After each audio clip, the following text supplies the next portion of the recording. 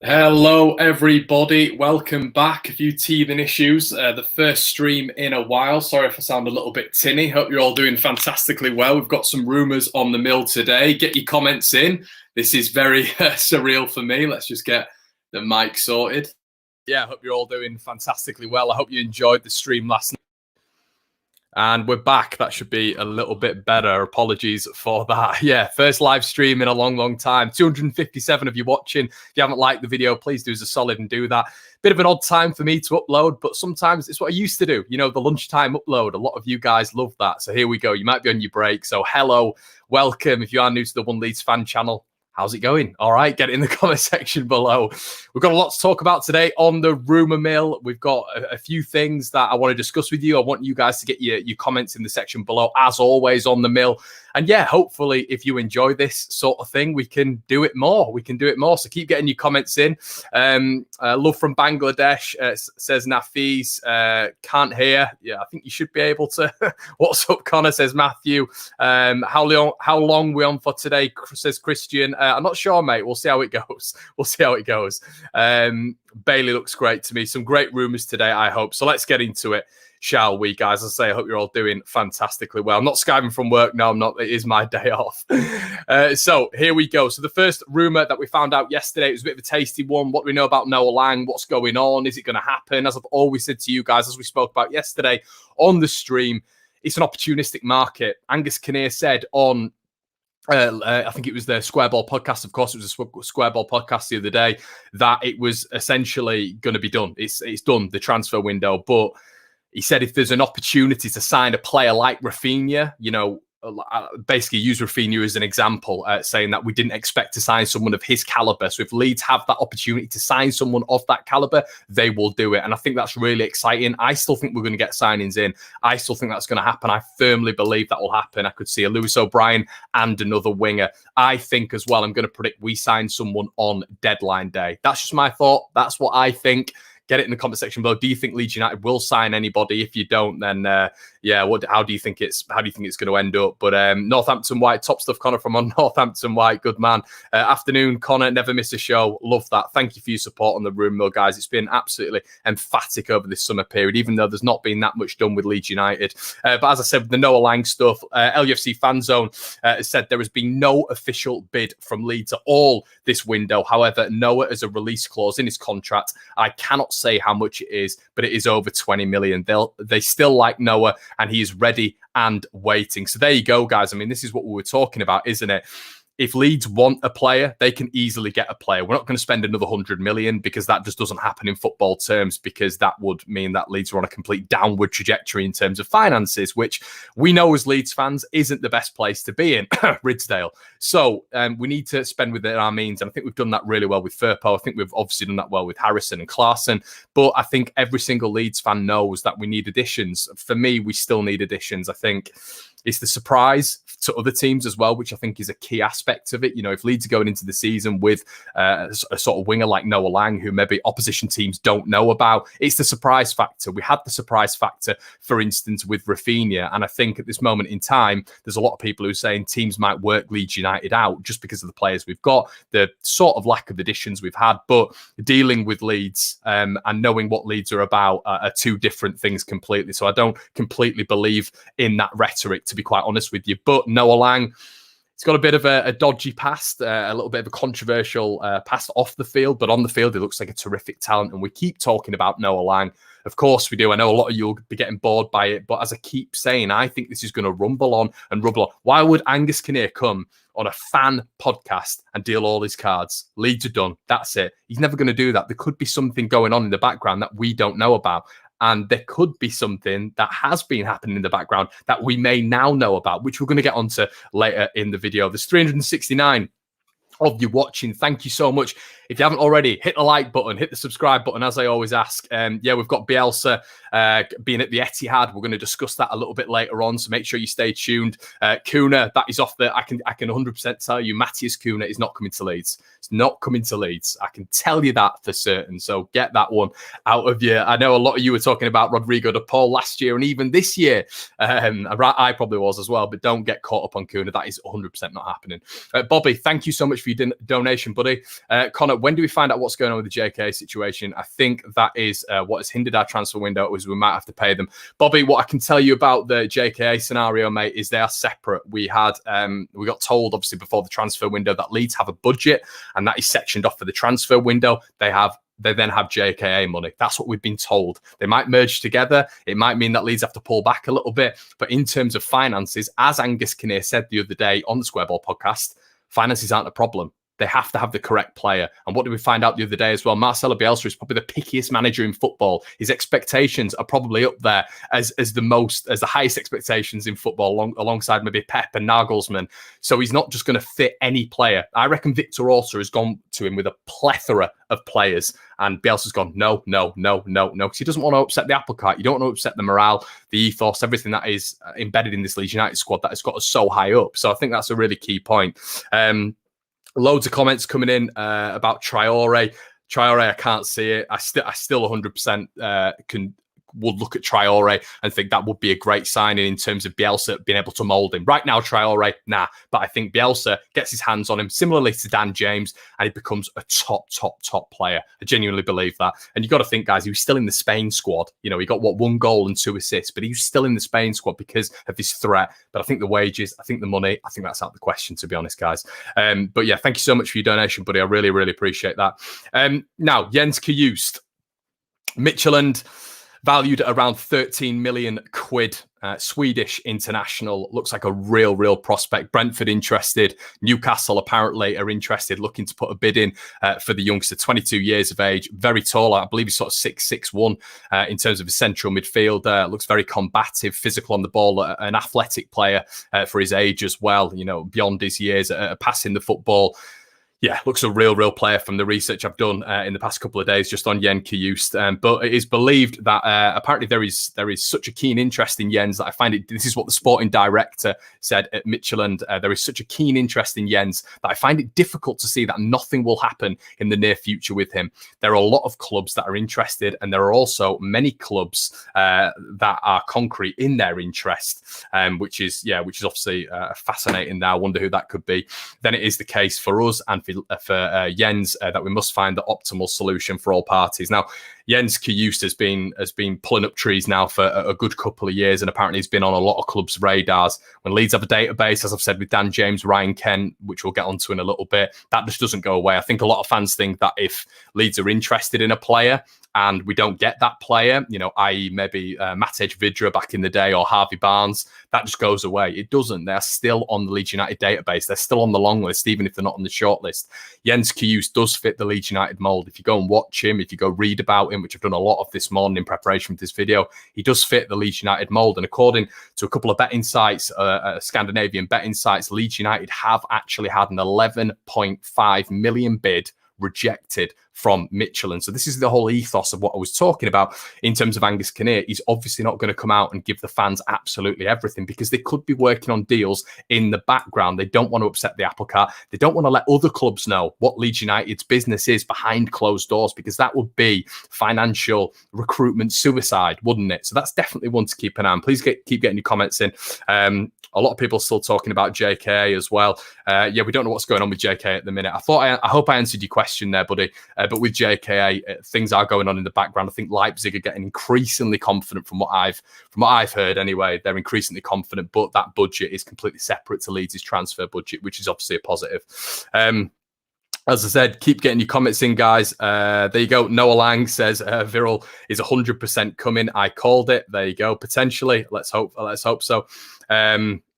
Connor, I hope you're well. Thank you, Cozy. I hope you're good, buddy. I hope everything's okay. A lot of people saying that they need a winger. Leeds need a winger in a central attacking midfielder.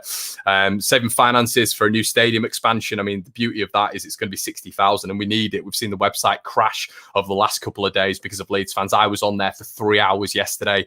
Got through to the Everton home game. Thought I was going to get a ticket. Didn't get a ticket. I was gutted, but it is what it is. You have to be a member to even get in now. You just can't be a standard standard fan who wants to go watch Leeds off the cuff. You have to be a member or a season ticket holder. So that's why Leeds need to expand the stadium. I think 60,000 is more than enough for Leeds, and we'll fill it.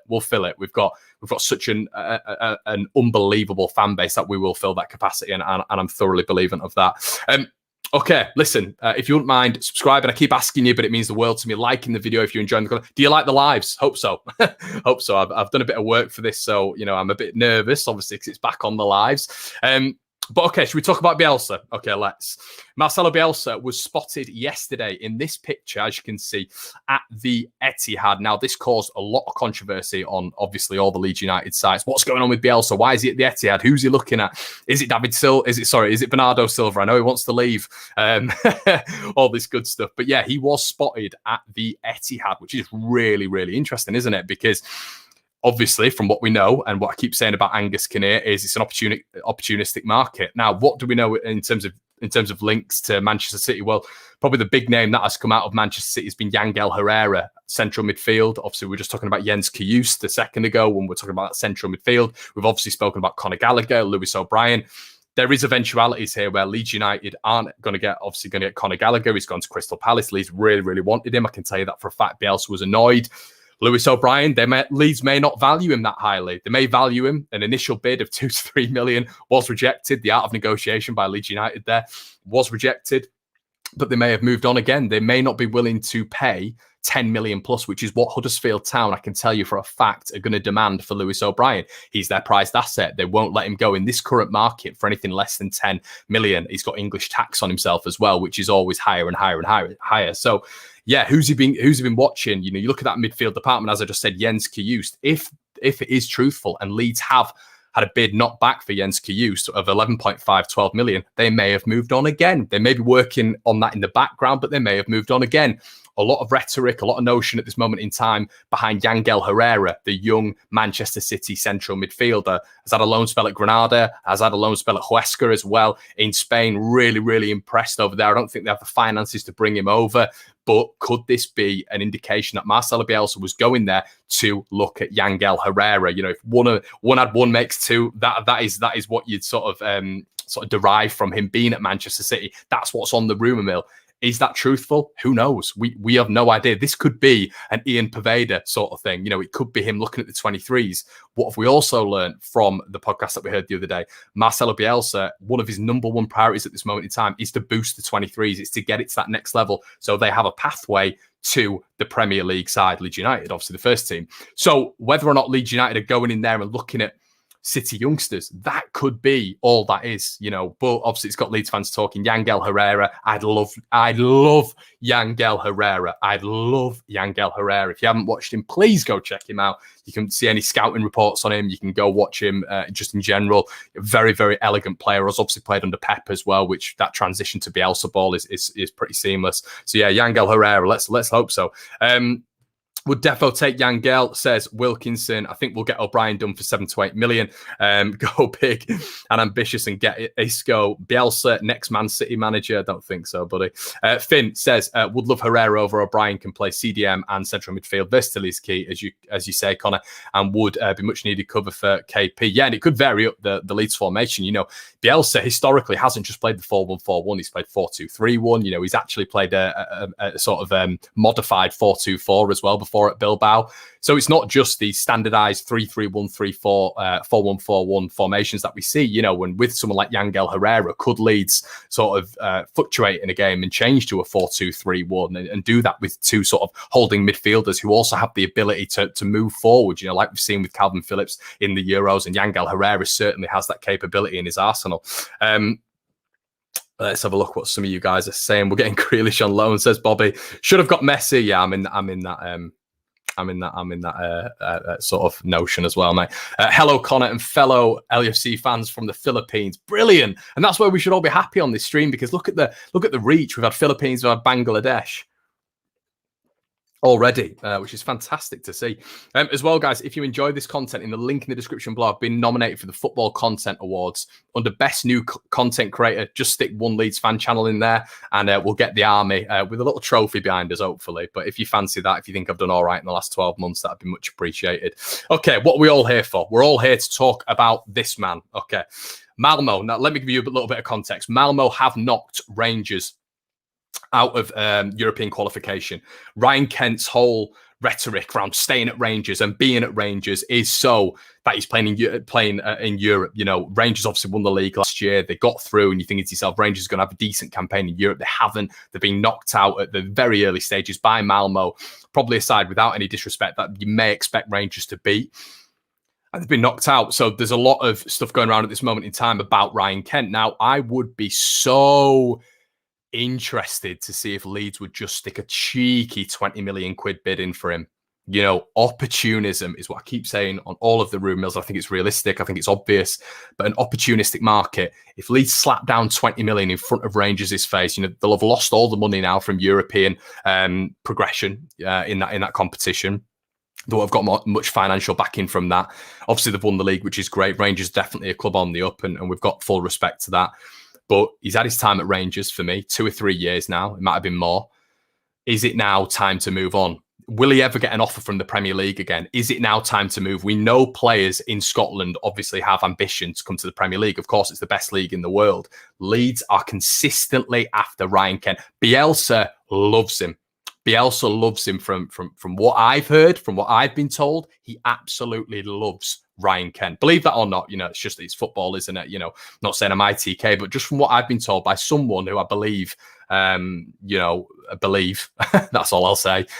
He loves him. He absolutely loves him. So whether or not that's going to be a case of Leeds slapping 20 million quid down and saying, look, Rangers, you want it, or not. You want it or not. And then Ryan Kent, he was very, very adamant he wanted to stay at Rangers. He loved the project. Yes, they've won the league. So he's sort of achieved everything there now. I don't know if they've won the cup competitions as well. I can't profess to be a Rangers fan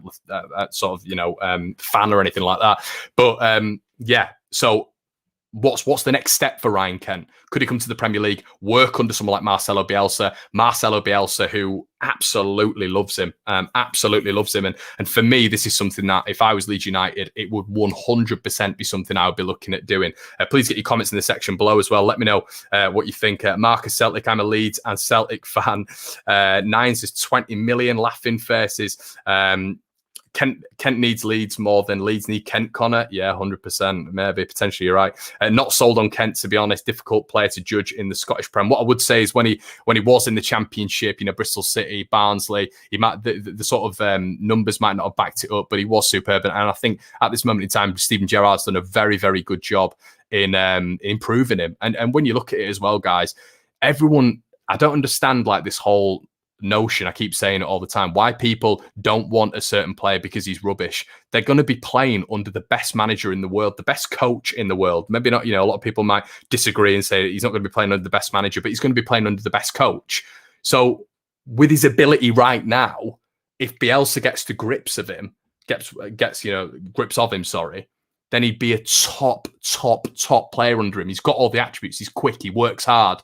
He's defensively astute as well as offensively astute. So I don't understand like all this sort of. I wouldn't be keen on Kent. What would you rather us go for? Sort of Noah Lang, a bit of an unknown, from Belgium. I don't know, another unknown. Is it because he's not called Kentinho or something like that? I think Ryan Kent under Marcelo Bielsa would be unbelievable, and there's a reason that Bielsa loves him. And I think Leeds getting hold of him, if they could, would be Bielsa's number one target for me for Victor Orta to go and acquire in this window. So let me know what you think in the comment section below. There's a lot of people saying they're not keen on Kent. I personally really like him. I think he's a fantastic player, and he showed that last season. He showed that in bouts in Europe as well. And yeah, I think he'd be a really good acquisition. Tom Wensley says, good day from sunny Coast Stars. Prefer Kent to Lang. I would agree. Alex says 20 million is too much. The thing is, the issue is there, Alex, I don't, what 20 million is just it's the measuring cylinder now, isn't it? 20 million, you just have to put that down for any sort of player who's based in the UK, really, for Premier League standard. Premier League standard, 20 million. You're looking at Lewis O'Brien. Huddersfield are demanding 10 million for Lewis O'Brien. 20 million for Ryan Kent. That I see it as a, and listen, I think Rangers would probably reject that. That's what I personally think, but I think it'd be great to see Leeds just doing it, and seeing what happens there. Okay. Ivan Toney has spoken about Patrick Bamford, which is nice to see, actually. I didn't know if this was Tony slandering him a little bit because it was on one of the clickbait sites, but here you go. He's been talking about Patrick Bamford and the impact that Bamford had on the Premier League and how he wants to replicate it, which I thought was quite nice. Bamford obviously eventually found the right home at Leeds United and helped them win the Championship 2 seasons ago, whilst Toney scored a remarkable 31 goals as Brentford earned promotion by the playoffs last season. Let me know, guys, what do you think, Ivan Toney or Patrick Bamford? Toney will be preparing for life in the big time as he shared his thoughts on Bamford and the similar paths that they've gone down. He said his journey has been really similar to mine. It just goes to show that someone else's opinion doesn't really matter. It's what you think, and the focus is in your head. And I agree with that. I think Ivan Toney's going to keep Brentford up. I said that on the prediction show last night. I think he's going to keep Brentford up. And I fully believe in the Premier League. If Leeds were really, really struggling, Patrick Bamford's goals would keep us up. I think he wasn't made for the Championship. I think there was too much pressure on him in the Championship to be our marksman, to get us up. I think the anxiety at Ellen Road every single week was palpable. I think in the Premier League, there's a lot more sort of leeway for him, and I think he's able to express himself a little bit more, which is great to see with Paddy. I think he's going to be brilliant this season. I think in the last 2 games, you've seen just the improvement in Bamford. I was one of his biggest critics, and Lewis said it last night as well. You don't abuse players, you criticize them and hope that they get better. There's a massive difference, and there's a problem with the generation on social media because they think abuse is the exact same as constructive criticism. They think it's the exact same. They can't merge the gap, which is a big problem with all that goes on social media nowadays. But I go on a tangent. I think Bamford this year will do extremely well. I think Toney will do very well, but it's great to see strikers obviously complementing each other. £10 donation says Dean, sorry mate, awful pronunciation. Would you take James Ward-Prowse if the opportunity came up? He's deadly at set piece and he works hard every game, and him in midfield would be a deadly duo. Yeah, I mean, 100%, mate. Thank you so much for your donation, by the way. Good day, Connor from Ireland. Just like to subscribe. Top man, Jason. Thank you. Follow Jason's lead if you would, guys. Yeah, James Ward-Prowse. I mean, he's going to cost 40 million, so I don't think Leeds are going to do that. But I would absolutely love to see him at Leeds United, mate. I think he'd give us so much in that midfield, and he's a grafter as well, which Hassan Hootel does demand at Southampton. But yeah, guys, listen. I normally do this for 10 minutes. I normally do it for 15 max. I've gone on for 25 minutes, so I hope you've liked it. We will be back tomorrow. If you want to see more of the lives, hit the like, let me know in the comment section below. Subscribe if you are new, guys. Thank you so much for joining on your lunchtime. I hope if you are at work, if you are at school, you have a decent rest of the day, and I'll see you tomorrow, guys. See you in a bit.